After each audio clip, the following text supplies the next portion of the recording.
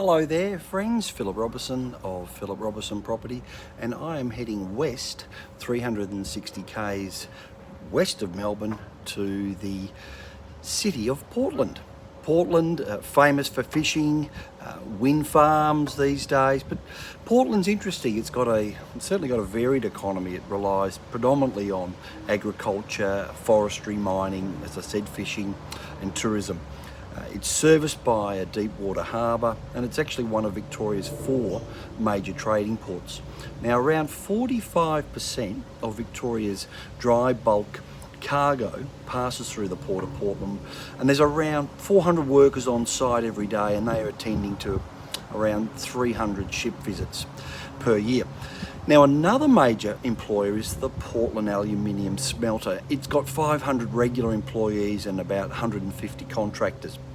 Now, timber is also a key industry, which is employing over 1,000 people across the region, which extends into the Green Triangle forestry plantation, which produces extensive softwood and hardwood resources. And in fact, Portland is the world's biggest hardwood chip exporter and is a major contributor to the local economy. Now, the timber industry is actually expected to grow, with the state and fed governments aiming to treble the size of timber plantations, an amazing figure.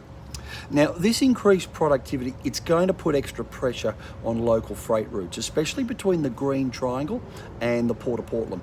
Now, to cope with this, under what they call the significant or roads of significant importance funding scheme, the Vic government plans to spend another $100 million on upgrading 4 key arterial roads that provide freight connections to Portland's port.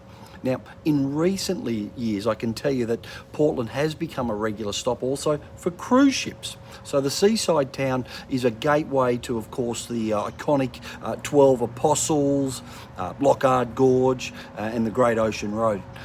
Left is Coonawarra wine region, about 100 k's across the border into South Australia, and of course the great Grampians National Park. Now, in terms of schooling, it certainly does have a TAFE college. The nearest uni is 100 k's away, and that is back towards Melbourne in Warrnambool.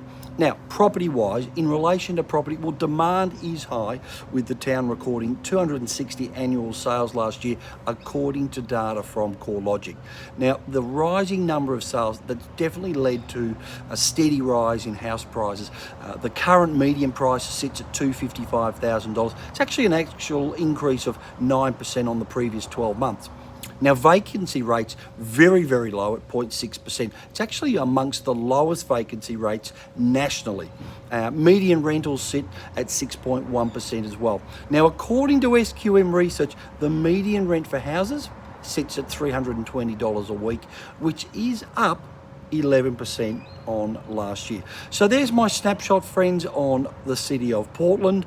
Some great fishing too. I've certainly got friends that go out deep sea fishing, and believe it or not, they go out for mako shark. So there you go, off the continental shelf.